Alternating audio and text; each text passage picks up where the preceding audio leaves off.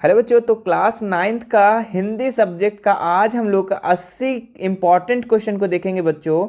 80 very very MCQs को देखेंगे, ठीक है, जो कि आपके एग्ज़ाम में पूछने के यहाँ से बहुत ज़्यादा चांसेस होंगे। ठीक है, तो बता दो बच्चों आप लोग को पहले हम कि हिंदी का आज ये तीसरा क्लास है। ठीक है, इससे पहले 2 और क्लासेस हो चुकी है। ठीक है, हमने बताया था हिंदी में बच्चों आप लोग का 4 क्लासेस करवाई जाएगी। ठीक है, जिसमें से 280 प्लस एमसीक्यूज को पूरा एक साथ करवाया जाएगा 4 क्लासेस में। ठीक है, तो हमने पहला क्लास में 1 से लेके 80 तक का क्वेश्चन कंप्लीट किया था। दूसरा क्लास में 80 से लेके 130 तक का क्वेश्चन कंप्लीट किए थे।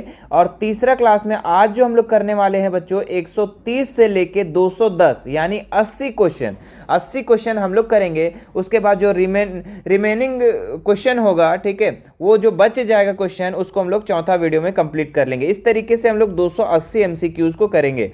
ठीक है, आप पीछे वाले वीडियो को नहीं देखे हैं तो वो भी देख लें। ठीक है, और वीडियो को अगर बाद में देख रहे हैं तो ये चारों पार्ट आप लोग को प्लेलिस्ट में मिल जाएगा, प्लेलिस्ट में आप देख सकते हैं। ठीक है, तो चलिए ज़्यादा टाइम ना लेते हुए हम लोग स्टार्ट करते हैं क्वेश्चन। ठीक है, तो सबसे पहला एक गद्यांश दिया हुआ रहेगा आपका एग्जाम में। ठीक है, और गद्यांश को बहुत ध्यान से पढ़ना है और उसी से रिलेटेड आपका सवाल होगा, उसका जवाब देना है। ठीक है, तो चलिए गद्यांश को पढ़ते हैं हम लोग। क्या लिखा हुआ है? एक समय था जब पानी सब जगह मिल जाता था, इसलिए इसे कोई महत्व नहीं दिया जाता था। बिल्कुल, एक समय ऐसा था जिस समय पानी हर जगह मिल जाता था और उस समय पानी का उतना ज़्यादा महत्व नहीं दिया जाता था। जो कि हर जगह फ्री में मिल रहा है तो महत्व कौन देगा, है ना। लेकिन तेजी से बढ़ती हुई जनसंख्या और जीवन शैली में आए परिवर्तन के कारण जल अब दुर्लभ हो गया। अब क्या हो गया, हमारे विश्व में, भारत में जनसंख्या बढ़ गया और बढ़ गया तो उससे क्या हो गया, जल दुर्लभ हो गया। ठीक है, जल अब की मात्रा घटने लगी, है ना। अब जल आसानी से नहीं मिलने लगा।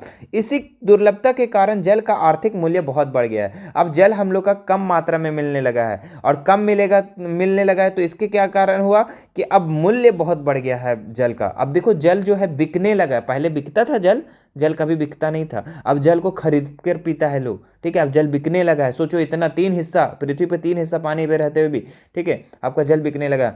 अब तक जल की प्रमुख मांग फसलों की सिंचाई के लिए होती थी, लेकिन अब उद्योगों और घरेलू उपयोग के लिए भी जल की बहुत आवश्यकता है। इसलिए जल एक बहुमूल्य संसाधन बन गया। कैसा संसाधन बन गया है? बहुमूल्य संसाधन बन गया है।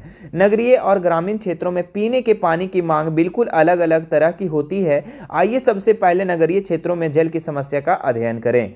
ठीक है, तो ये पैराग्राफ हम लोग पढ़ लिए। अब देखिए इससे कुछ सवाल है, अब सवाल का हम लोग जवाब देंगे। ठीक है, सिंपल से सबसे पहला क्वेश्चन क्या है, एक समय सब जगह क्या मिल जाता था? जंगल, पत्थर, बालू, जल। ठीक है, तो एक समय था जब क्या मिल जाता? सब जगह जल मिल जाता था, पानी हर जगह मिल जाता था। ऑप्शन नंबर 4 इसका राइट हो जाएगा। चलिए दूसरा नंबर सवाल, एक समय किसको कोई महत्व नहीं दिया जाता था? जल को, जंगल को, पहाड़ को, आग को।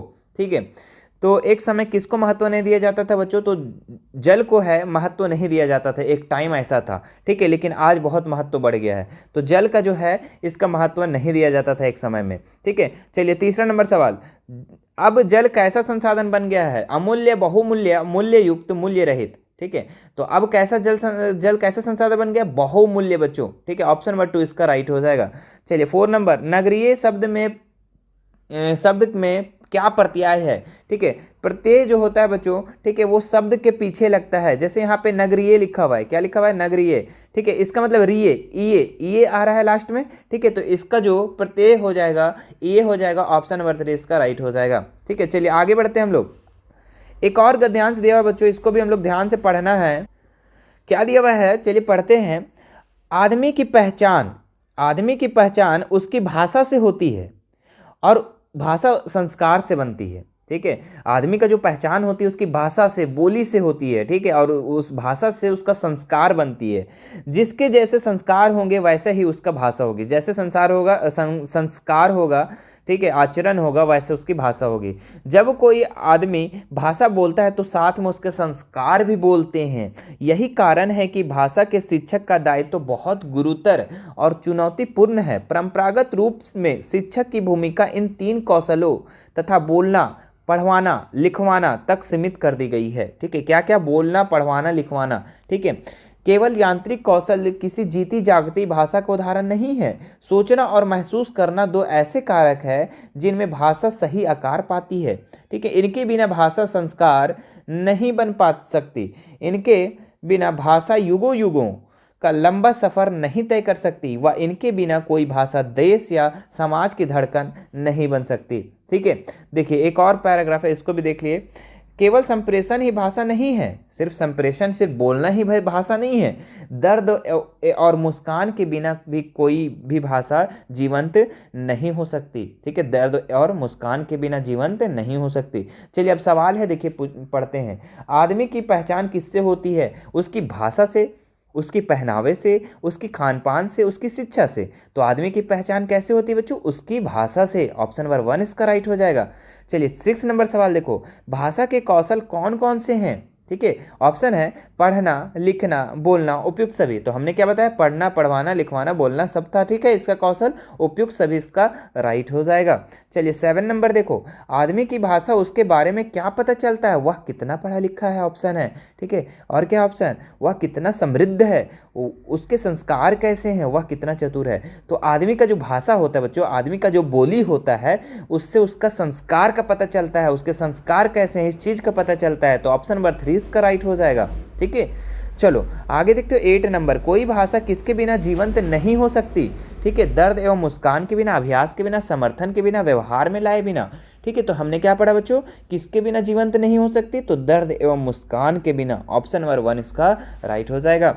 चलिए अब इसके बाद एक पत्र आएगा। ठीक है, पत्र में आप लोग को क्या करना है? ध्यान से पढ़ना है पत्र को। ठीक है, पहले पत्र को पूरा पढ़ लेना है, उसके बाद खाली स्थान को भरना है। ठीक है, मेरा एक ही ये है ट्रिक है कि एक बार पत्र को पूरा अच्छे से पढ़ लो, तब समझ में आएगा कि भरना क्या क्या था। ठीक है, चलिए एक बार हम पढ़ते हैं। सेवा में नगर पालिका, यहाँ खाली स्थान है रांची। विषय क्या है? सड़कों एवं नालियों की क्या हेतु, है ना। महोदय, निवेदन के साथ खाली स्थान कि मैं कृष्णा नगर मोहल्ले का निवासी हूँ। मेरे मोहल्ले की नालियों एवं सड़कों में गंदगी भरी हुई है, अतः अनुरोध है कि मेरे में नालियों और सड़कों की गंदगी के नियमित तौर से सफाई करें। ठीक है, तो ये एक सफाई मंत्री के पास लिख रहा है। ठीक है, सफाई अध्यक्ष के पास लिख रहा है। ठीक है, तो यहाँ पे चलिए भरते हैं हम लोग। सबसे पहले 9 नंबर में देखो, सेवा में नगर पालिका क्या होगा? तो यहाँ 4 ऑप्शन है, देखिए अध्यक्ष, सचिव, उपाध्यक्ष, पदाधिकारी। तो इसका राइट आंसर हो जाएगा अध्यक्ष। ठीक है, सेवा में नगर पालिका अध्यक्ष किसके पास लिखेगा? अध्यक्ष के पास। विषय क्या था बच्चों? सड़कों एवं नालियों की 10 में क्या हो जाएगा? बचाव हेतु, रक्षा हेतु, सफाई हेतु, खुदाई हेतु। तो सफाई हेतु आएगा। ठीक है, सड़कों एवं नालियों की सफाई हेतु। ठीक है, देखिए यहाँ पे लिखा हुआ था सफाई। ठीक है, तो ये सफाई के लिए लिख रहे हैं। ठीक है, तो इसका सफाई हो जाएगा। ऑप्शन नंबर कहाँ है? 10 का 3 राइट हो जाएगा। ठीक है, चलिए 11 नंबर में देखो क्या है? निवेदन के साथ कहना, कहे, सुनना, सुने। निवेदन के साथ कहना है कि, है ना। हाँ, तो ऑप्शन नंबर 1 इसका राइट हो जाएगा 11 का। निवेदन के साथ कहना है कि मैं कृष्णा नगर मोहल्ले का निवासी हूँ। कहाँ का? मोहल्ला का निवासी, कृष्णा नगर मोहल्ले का निवासी। अतः मेरे मोहल्ले की नालियों एवं सड़कों में गंदगी भरी हुई है, अतः अनुरोध है कि मेरे गांव, नगर, शहर, मोहल्ले। तो ये मोहल्ले से बोल रहा है, कृष्णा नगर मोहल्ला से। तो क्या हो जाएगा? मेरे मोहल्ले में नालियों एवं सड़कों की गंदगी नियमित तौर से सफाई करने की कृपा करे। तो ऑप्शन नंबर 4 इसका राइट हो जाएगा यहाँ पे 12 का। ठीक है, अब 13 नंबर में क्या होगा? देखिए यहाँ पे विश्वास भाजन, अविश्वासी, विश्वासी आपका। ठीक है, तो यहाँ पे डायरेक्ट नाम लिखा हुआ है, तो यहाँ क्या हो जाएगा? विश्वास भाजन। ऑप्शन नंबर 1 विश्वास भाजन का खा गा, यानी कि रामू, सोना, गुड्डू जो भी होगा, है ना, बाबू, सोना जो भी हो वहाँ लिख देना। ठीक है, चलिए जो लिख रहा होगा उसका नाम होता है वहाँ पे। ठीक है, चलो 14 नंबर देखो, निम्नलिखित प्रश्नों का सही विकल्प चुने। ठीक है, देखिए यहाँ से आप लोग का ग्रामर पार्ट है। ठीक है, व्याकरण। सम्राट का स्त्रीलिंग क्या होगा? तो सम्राटी, राज्ञी, सम्रागी, महारागी। ठीक है, तो सम्राट को जो स्त्रीलिंग हो जाएगा बच्चों, ठीक है, सामग्री हो जाएगा। ठीक है, तो ऑप्शन नंबर 3 राइट हो जाएगा। ठीक है, 14 नंबर का। चलिए 15 नंबर सवाल देखते हैं। नूतन का विलोम क्या है? नूतन का विलोम क्या है? नवीन, पुरातन, अवनत, नया। ठीक है, तो नूतन का मतलब नया होता है बच्चों, और इसका विलोम पूछ रहा उल्टा, तो क्या हो जाएगा? पुरातन, पुराना। ऑप्शन नंबर 2 इसका राइट हो जाएगा। चलिए 16 नंबर देखिए, आँख का पर्यायवाची कौन नहीं है? चक्षु, कर्ण, नयन, दृष्टि। ठीक है, तो आँख का पर्यायवाची कौन नहीं बच्चों? तो कर्ण जो है ये नहीं है, बाकी चक्षु भी है आँख का पर्यायवाची, नयन भी है और दृष्टि भी है ना, लेकिन ये कर्ण जो है ये आँख का पर्यायवाची नहीं है, ये कान का है। ठीक है, चलिए आगे बढ़ते हैं हम लोग 17 नंबर सवाल में। क्या लिखा हुआ है? पुस्तक का बहुवचन होगा। तो पुस्तक का पुस्तकालय, पुस्तिका, पुस्तकें, पुस्तिकाएं। ठीक है, तो इसका राइट आंसर हो जाएगा पुस्तक का बहुवचन बच्चों पुस्तकें, है ना। अगर एक पुस्तक का बात करें तो पुस्तक, और बहुत सारे पुस्तक का बात करें तो पुस्तकें, है ना। चलिए 18 नंबर सवाल देखते हैं हम लोग। प्रसाद प्रसाद प्रसाद की सही अर्थ भेद क्या है? कृपा महल, उपनाम, अवसाद, भोग, भक्ति, कवि भाजन भावन। ठीक है, तो 18 नंबर का जो आंसर हो जाएगा बच्चों आप लोग का, ठीक है, क्या 4 ऑप्शन है ना, तो इसमें से आपका राइट आंसर हो जाएगा कृपा महल। ठीक है, एक प्रसाद का मतलब कृपा और दूसरा प्रसाद का महल महल होता है। ठीक है, ऑप्शन नंबर 1 इसका राइट हो जाएगा। चलिए 19 नंबर सवाल देखते हैं हम लोग। एड़ी चोटी एक करना मुहावरे का सही अर्थ है। लंबा व्यक्ति, अत्यधिक परिश्रम करना, अनिद्रा, एड़ी तक का चोटी वाली, एड़ी तक के चोटी वाली महिला है ना। तो एड़ी चोटी एक करने का मतलब कि अत्यधिक परिश्रम करना, बहुत ज़्यादा परिश्रम करना, मेहनत करना, है ना। एड़ी चोटी एक कर दिया वो, है ना। ऑप्शन नंबर 2 इसका राइट हो जाएगा। चलिए आंख का तारा होना मुहावरे का अर्थ है। ठीक है, तो 4 ऑप्शन है यहाँ पे। क्या क्या ऑप्शन? अत्यधिक प्यारा होना, आंख का बीमारी होना, सुंदर होना, दिन में तारा दिखना। ठीक है, तो आंख का तारा होना का मतलब होता है बच्चों मुहावरे का अर्थ अत्यधिक प्यारा होना। ऑप्शन नंबर 1 इसका राइट हो जाएगा। चलिए 21 नंबर सवाल देखते हैं हम लोग। क्या लिखा है? निम्न में से सरल वाक्य का उदाहरण कौन है? ठीक है, तो सरल वाक्य पूछ रहा है। ठीक है, वाक्य 3 प्रकार के होते हैं, सरल वाक्य, संयुक्त वाक्य, मिश्र वाक्य। तो यहाँ पे सरल वाक्य का उदाहरण पूछ रहा है। पानी बरस रहा है, वर्षा हो रही है और बादल गरज रहे हैं, तो ये तो नहीं होगा, ये तो संयुक्त हो गया। शिक्षक ने कहा कल वर्षा होगी, ये भी सरल नहीं है। काश आज वर्षा होती, ये भी नहीं है। तो पानी बरस रहा है बच्चों, ये एक सरल वाक्य है। ठीक है, सिंपल वाक्य है, तो ऑप्शन नंबर 1 इसका राइट हो जाएगा। 22 नंबर सवाल देखें। मानव का सही विशेषण रूप क्या होगा? ठीक है, तो ऑप्शन है मानवी, मानवीय, मानवीय, मानविक। ठीक है, तो मानव का जो सही विशेषण होगा बच्चों वो मानवीय होगा। ऑप्शन नंबर 2 इसका राइट हो जाएगा। चलिए आगे बढ़ते हैं हम लोग अगला सवाल में। निम्न में से परिणामवाचक विशेषण कौन है? 1 किलो आलू, सब्जी, चौथा दही। तो परिणाम पूछ रहा है, परिमाणवाचक। ठीक है, जिसमें परिमाण हो। ठीक है, तो 1 किलो जो आलू है बच्चों ये परिमाण में आ जाएगा, क्योंकि यहाँ पे 1 किलो का बात किया जा रहा है। ठीक है, चलो आगे बढ़ते हैं हम लोग। 24 नंबर। निर उपसर्ग से निर्मित शब्द को छाटिए। नियम, निषेध, निपात, निर्जन। ठीक है, तो निर लग रहा है ना, तो निर्जन होगा इसका। ठीक है, इस उपसर्ग से जो बनेगा शब्द ये निर्जन बनेगा। ऑप्शन नंबर 4 इसका राइट हो जाएगा। चलिए आगे देखते हैं हम लोग। आई प्रत्यय किस में लगा है? भलाई, भली, उपजाऊ, पहाड़ी। तो सिंपल से पता चल रहा है कि भलाई में जो लगा हुआ है प्रत्यय वो आई लगा हुआ है ना। जैसे देखिए भलाई, क्या लिखा हुआ है? भलाई, तो आई लास्ट में आ रहा है ना, और प्रत्यय आपको पता है कि लास्ट में लगता है, तो ऑप्शन नंबर 1 इसका राइट हो जाएगा। 26 नंबर सवाल देखिए, यहाँ से आपका कुछ पाठ का सवाल रहेगा। ठीक है, बहुत ही आसान सवाल आते हैं आपका। क्या लिखा हुआ है? 2 बैलों की कथा के आधार पर सबसे अधिक बुद्धिहीन पशु कौन है? ठीक है, गधा, गाय, भैंस, बकरी। तो सबसे जो बुद्धिहीन है, जिसके पास बुद्धि ही नहीं, उसको हम लोग क्या बोलते हैं? गधा, है ना। कितना गधा है वो, ये नहीं कर पा रहा है, वो नहीं कर पा रहा है, तो सिंपल सी बात है। तो गधा को क्या बोला गया है? बुद्धिहीन बोला गया है, उसके पास बुद्धि नहीं है। चलिए अगला सवाल देखते हैं। नाना साहब की पुत्री का क्या नाम था? ठीक है, देवी उमा, देवी मैना, देवी रमा, देवी ईड़ा। ठीक है, तो नाना साहब की पुत्री का नाम था बच्चों, क्या था? देवी मैना। ऑप्शन नंबर 2 इसका राइट हो जाएगा। चलिए 28 नंबर सवाल देखते हैं हम लोग।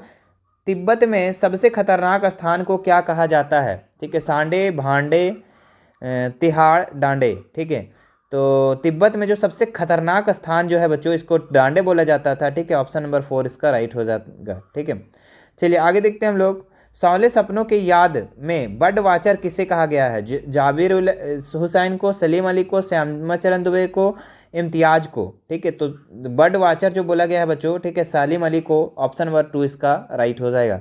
30 नंबर सवाल देखते हैं हम लोग।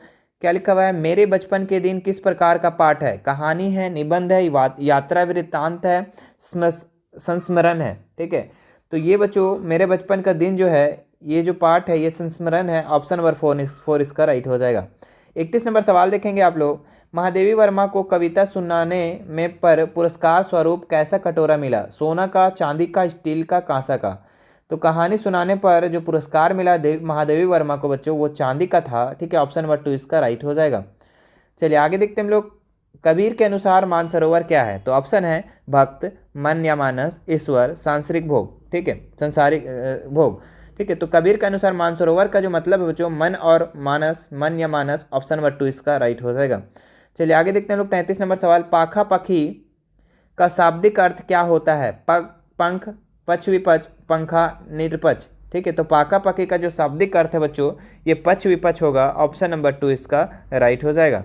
वाक किसकी रचना है? कबीर की, मीरा की, ललित की, महादेवी वर्मा को। तो वाक जो रचना है बच्चों ये ललित के है। ठीक है, ऑप्शन नंबर 3 राइट हो जाएगा। चलिए 35 नंबर सवाल देखते हैं हम लोग। एक भारतीय आत्मा के नाम से कौन प्रसिद्ध है? तो बहुत ही फेमस क्वेश्चन है बच्चों ये। ठीक है, माखनलाल चतुर्वेदी, जयशंकर प्रसाद, सुमित्रा नंदन पंत, केदारनाथ अग्रवाल। ठीक है, तो इसका राइट आंसर हो जाएगा भारतीय जो आत्मा है ये कौन है? माखनलाल चतुर्वेदी। ठीक है, ऑप्शन नंबर 1 इसका राइट हो जाएगा। चलिए आगे देखते हैं हम लोग। प्रश्न की भांति किसे लिखा जाना चाहिए? ठीक है, अच्छा एक सवाल छूट गया, 36 नंबर। मेघ आए कविता में किस ऋतु का वर्णन हुआ है? वसंत, वर्षा, शिशिर, ग्रीष्म। तो मेघ आए कविता में बच्चों वर्षा ऋतु का वर्णन किया गया है। ऑप्शन नंबर 2 इसका राइट हो जाएगा। चलिए 37 नंबर सवाल देखेंगे आप लोग। क्या लिखा हुआ है? प्रश्न की भांति किसे लिखा जाना चाहिए? भक्तों का मंदिर जाना, जादूगर का कर्तव्य दिखाना, बच्चों पर का काम पर जाना, भिक्षुक की दीनता को। ठीक है, तो बच्चों पर का काम पर जाना इसका राइट आंसर हो जाएगा बच्चों। ठीक है, चलिए 3 नंबर आगे बढ़ते हैं हम लोग। 38 नंबर सवाल। माटी वाली पाठ के लेखक का नाम क्या है? विद्यासागर नौटियाल, जगदीश चंद्र माथुर, फनीस वरनाथ रेणु, मृदुला गर्ग। ठीक है, तो माटी वाली के लेखक जो है बच्चों ये आपका विद्यासागर नौटियाल है। ऑप्शन नंबर 1 इसका राइट हो जाएगा। अगला सवाल देखते हैं हम लोग। क्या लिखा हुआ है? रीढ़ की हड्डी एकांकी में उमा की माँ का क्या नाम था? सीता, राधा, प्रेमा, रमा। ठीक है, तो इसका जो राइट आंसर हो जाएगा बच्चों 39 नंबर का प्रेमा। ठीक है, रीढ़ की हड्डी एकांकी में उमा की माँ का नाम क्या था? प्रेमा। ठीक है, चलिए आगे बढ़ते हैं हम लोग। 40 नंबर सवाल। माटी वाली ने 2 रोटियों में से एक रोटी क्यों छिपाई? पुत्री के लिए, पुत्र के लिए, पड़ोसी के लिए, बूढ़े पति के लिए। ठीक है, तो माटी वाली ने 2 रोटियों में से एक रोटी इसलिए छिपाई बूढ़े पति को खिलाने के लिए। ऑप्शन नंबर 4 इसका राइट हो जाएगा। ठीक है, चलिए आगे बढ़ते हैं हम लोग अगला सवाल में। ठीक है, यहाँ तक बच्चों आप लोग का 40 क्वेश्चन हम लोग कंप्लीट कर लिए। ठीक है, अभी 40 क्वेश्चन और करेंगे। ठीक है, हमने क्या बताया इस वीडियो में आप लोग को 80 क्वेश्चन को करवाया जाएगा। ठीक है, तो 40 क्वेश्चन कंप्लीट हो गया, अभी हम लोग 40 क्वेश्चन को देखेंगे। ठीक है, तब आपको टोटल जो होगा पूरा क्लास का, ठीक है, वो आपका 210 क्वेश्चन हो जाएगा। बाकी जो बच जाएगा वो अगले वीडियो में आपको मिलेगी। ठीक है, चलिए क्या लिखा हुआ है? साहस की जिंदगी सबसे बड़ी जिंदगी होती है। बिल्कुल, ऐसी जिंदगी की सबसे बड़ी पहचान यह है कि वह बिल्कुल बेखौफ होती है। ठीक है, साहसी मनुष्य की पहली पहचान यह है कि वह इस बात का चिंता नहीं करता कि तमाशा देखने वाले उसके बारे में क्या सोच रहे हैं। ठीक है, तो ध्यान से बच्चों, ठीक है, इसको पढ़ रहे हैं हम लोग। ठीक है, क्या बोल रहा है? साहस की जिंदगी बहुत ही बड़ी जिंदगी होती है। इसको कोई मतलब नहीं होता है कि लोग क्या कहेंगे, है ना। साहस की जिंदगी, हम साहस कर रहे हैं। ठीक है, बाकी क्या होगा वो पता नहीं। जनमत की उपेक्षा करके जीने वाला आदमी दुनिया की असली ताकत होता है और मनुष्यता का प्रकाश भी उसी आदमी से मिलता है।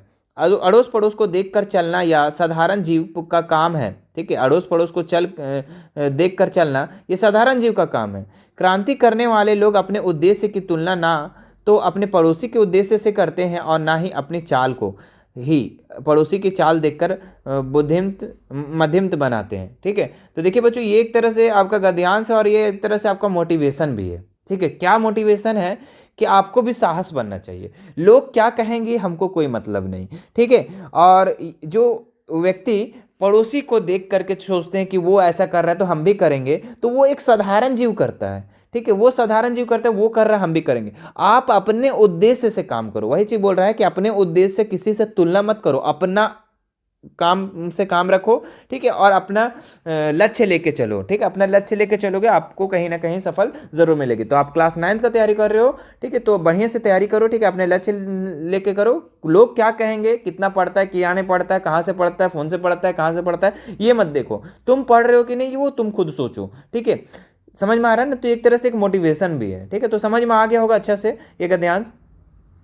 आगे देखिए अगला पैराग्राफ में क्या लिखा हुआ है। साहसी मनुष्य उन सपनों में भी रस लेता है जिन सपनों का कोई व्यवहारिक अर्थ नहीं होता है। तो साहसी मनुष्य जो है, जो नहीं काम संभव वो संभव कर पाता है।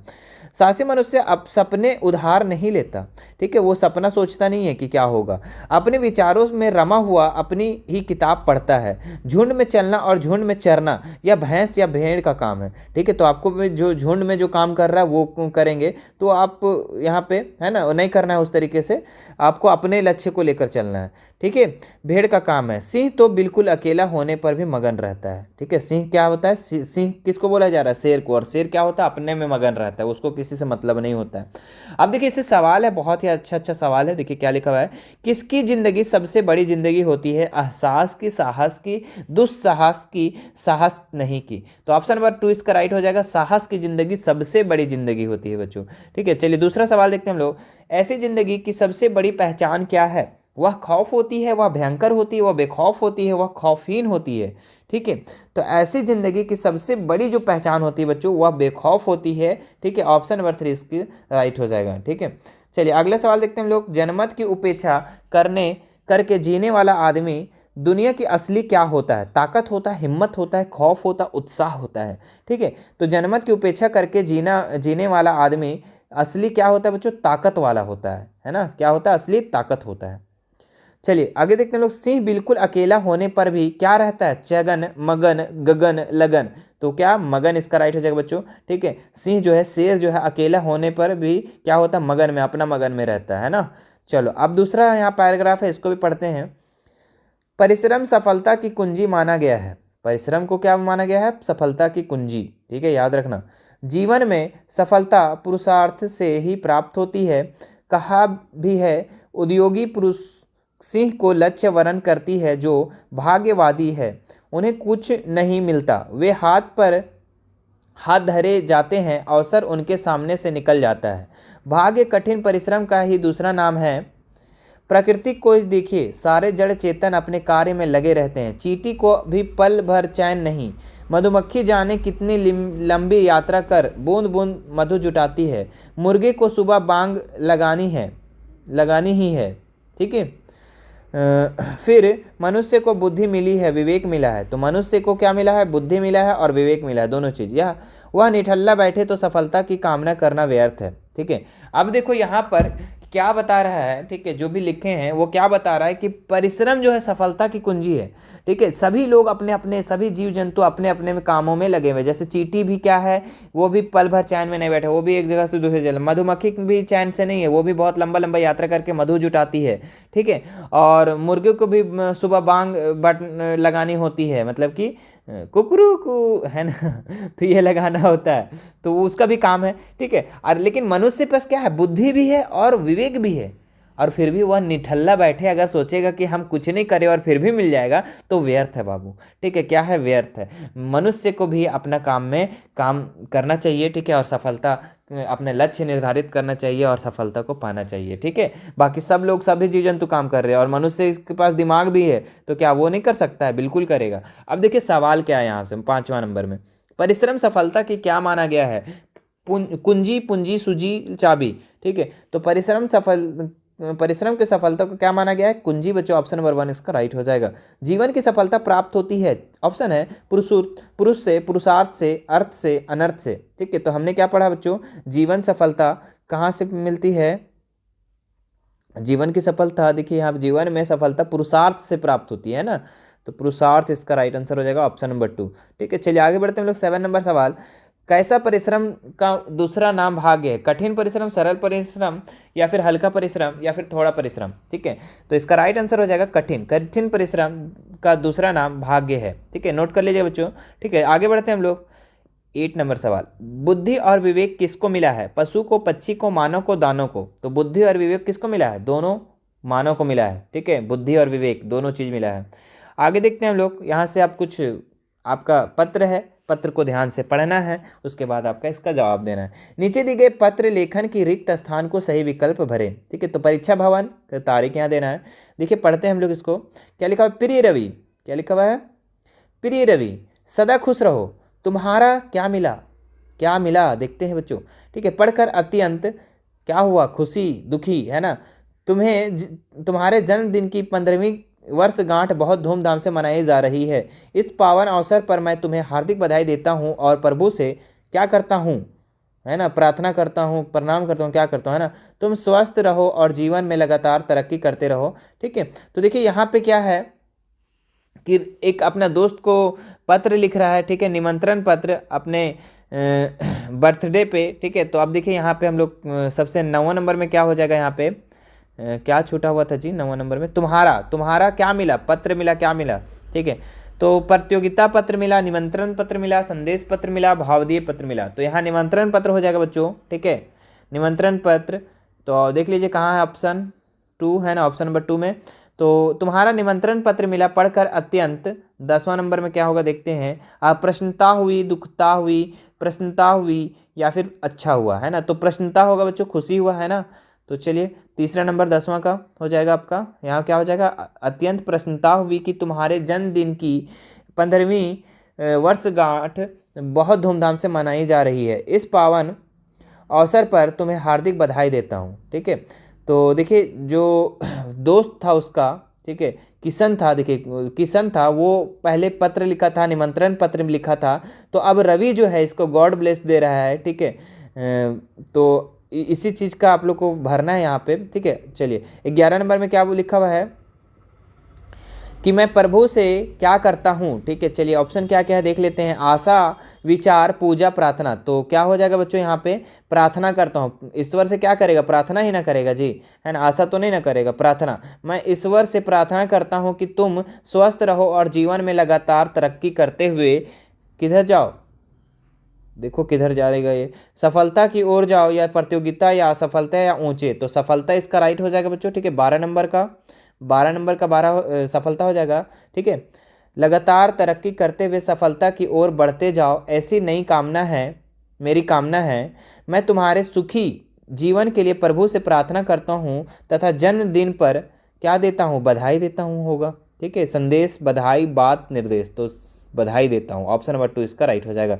ठीक है, तो हमने सब भर दिया इस तरीके से, तुम्हारा मित्र किशन। ठीक है, तो इस तरीके से हम लोग सब भर दिए। चलिए अब देखते हैं हम लोग अगला सवाल में, तपस्वी का स्त्रीलिंग रूप होगा, तपस्वी का स्त्रीलिंग रूप क्या होगा बच्चों, तपस्वी, तपस्विनी, तपस्या, तपस्विनी। ठीक है, तो इसका राइट आंसर हो जाएगा तपस्वी का स्त्रीलिंग जो होगा बच्चों, तपस्विनी, ऑप्शन नंबर 2 इसका राइट हो जाएगा। देख लीजिए यहाँ तपस्विनी 2 टाइप से लिखा हुआ है, तो ये वाला, ठीक है, हर सही साइड से जो सा में लगा हुआ रहेगा उसको हम लोग इस तपस्वी का स्त्रीलिंग होगा। ठीक है, 15 नंबर सवाल देखते हैं हम लोग, कथा का बहुवचन क्या होगा, कथाएं, कथाओं, कथा, कथाएं, कथाएं। ठीक है, तो कथाएं इसका राइट आंसर हो जाएगा बच्चों, कथा का बहुवचन कथाएं। ठीक है, दोस्त का विलोम शब्द, दोस्त का उल्टा क्या होगा, दुश्मन, सिंपल सी बात है, ऑप्शन नंबर 1 इसका राइट हो जाएगा। चलिए आगे देखते हैं 17 नंबर सवाल, घोड़े बेचकर सोना मुहावरे का अर्थ है मुनाफा कमाना, निश्चिंत होना, खुश होना, पैसे आना। तो घोड़े बेचकर सोने का मतलब है बच्चों निश्चिंत होना। ठीक है, मतलब निश्चित हो गया, घोड़ा बेचकर सो गया, कोई मतलब नहीं है दुनियादारी से, है ना, घोड़े बेचकर वो सो गया। चलिए 18 नंबर सवाल देखते हैं, इनमें से फूल का पर्यायवाची कौन है, सुकर्ण, सुभग, सुंदर, सुमन। तो फूल का पर्यायवाची शब्द सुमन बच्चों, ऑप्शन नंबर 4 इसका राइट हो जाएगा।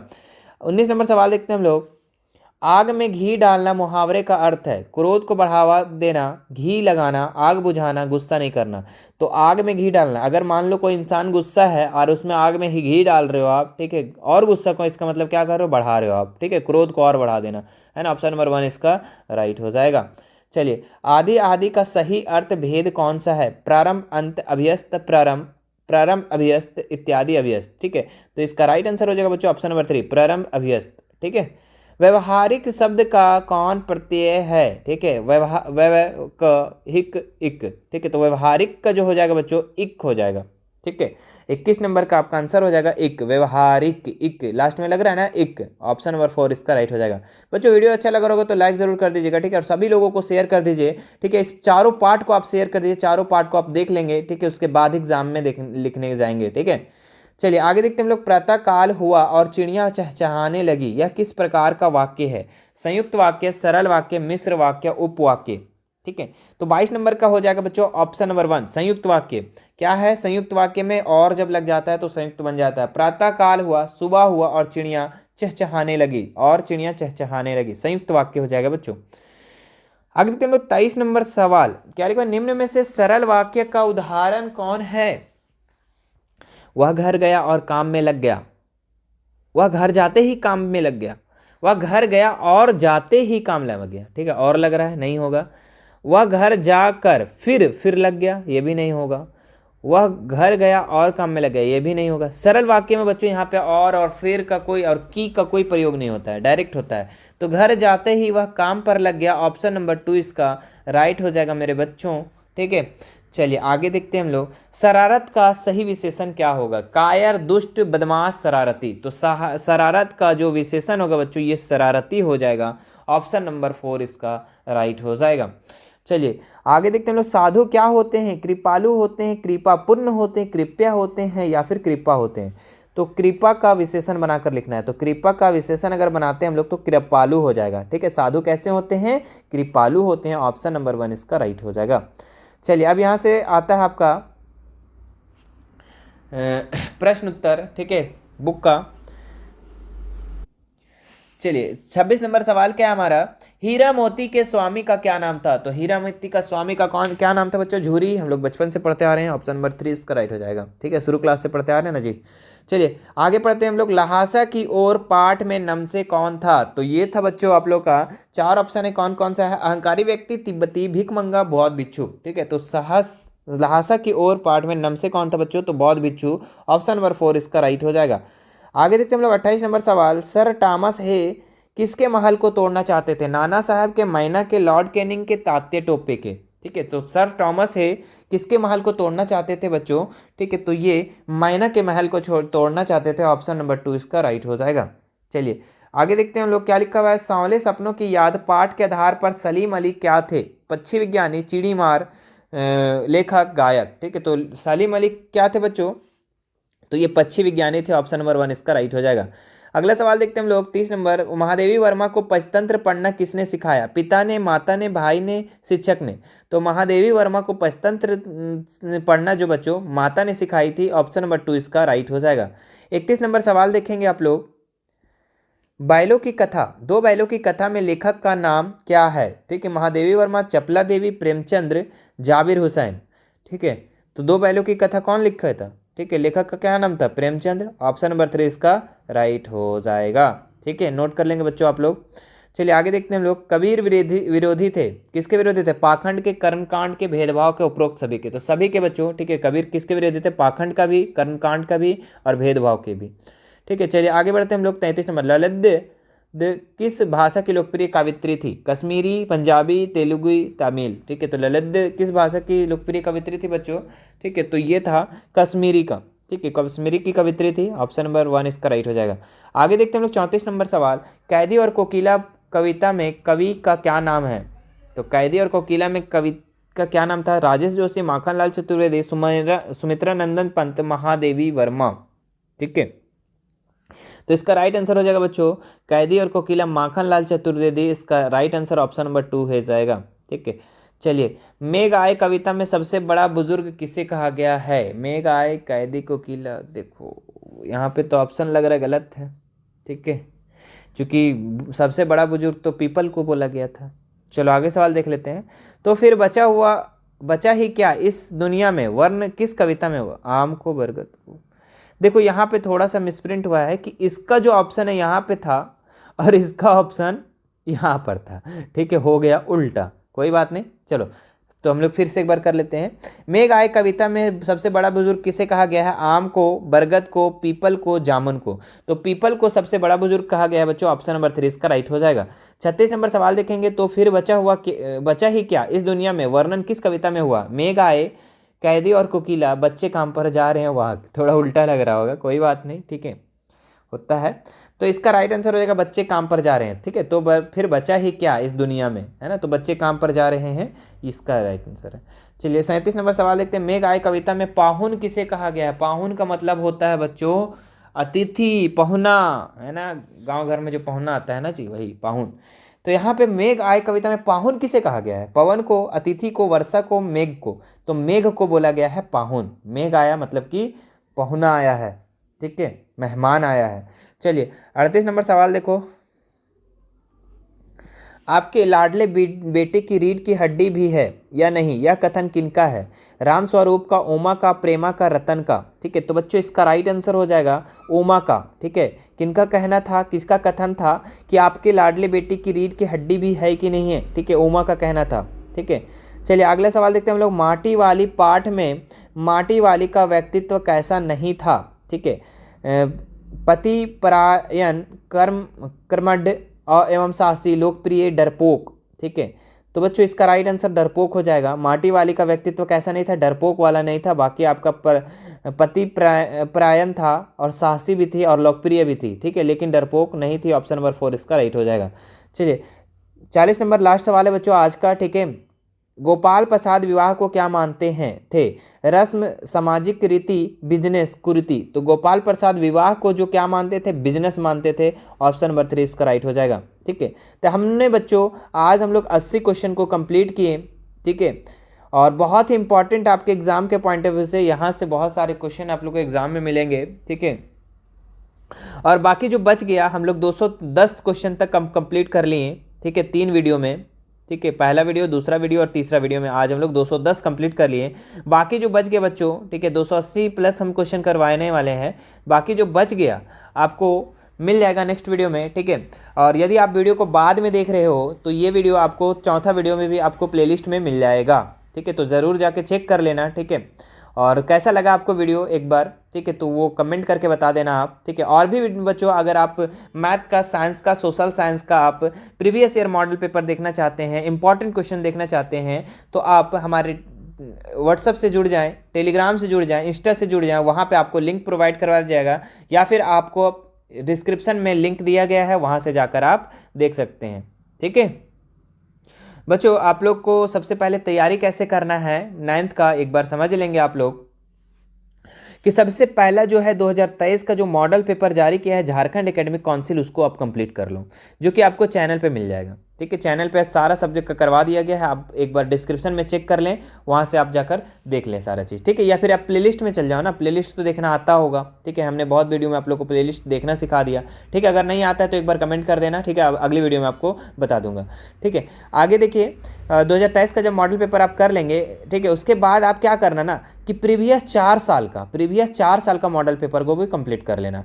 क्या 2019 से लेके 2022 तक। ठीक है, जो कि हमने चैनल पे सारा सब्जेक्ट का करवा दिया हूँ। ठीक है, आप जो हिंदी में देख रहे हैं अभी आप, ये भी आपका प्रीवियस ईयर मॉडल पेपर से ही क्वेश्चन है। ठीक है, और साइंस का, सोशल साइंस का, मैथ का सारा देखना है बच्चों। ठीक है, डिस्क्रिप्शन में लिंक दिया, वहाँ से जाकर देख सकते हैं। कोई भी दिक्कत होता है इंस्टा में हमें मैसेज करें, आप वहाँ पे लिंक को मांग सकते हैं, मैं दे दूंगा। ठीक है, तो इसको कंप्लीट जब कर लेंगे बच्चों, उसके बाद फिर 3 साल का प्रीवियस ईयर क्वेश्चन, जो ओरिजिनल प्रीवियस ईयर क्वेश्चन जो आया हुआ है, ठीक है, जो फाइनल एग्जाम में पूछा गया क्वेश्चन है, वो सबको आप देख लेना। वो भी आपको डिस्क्रिप्शन में लिंक दिया हो, वहाँ से जाकर आप देख सकते हैं। तो इस तरीके से जब आप पढ़ाई का तैयारी करोगे बच्चों, ठीक है, तो आपका एग्जाम बहुत अच्छा जाएगा। ठीक है, क्वेश्चन एकदम छूटेगा नहीं। ठीक है, बाकी लाइव क्लासेस होता है, लाइव क्लास से जुड़िए। ठीक है, बाकी फिर मिलते हैं नेक्स्ट वीडियो में।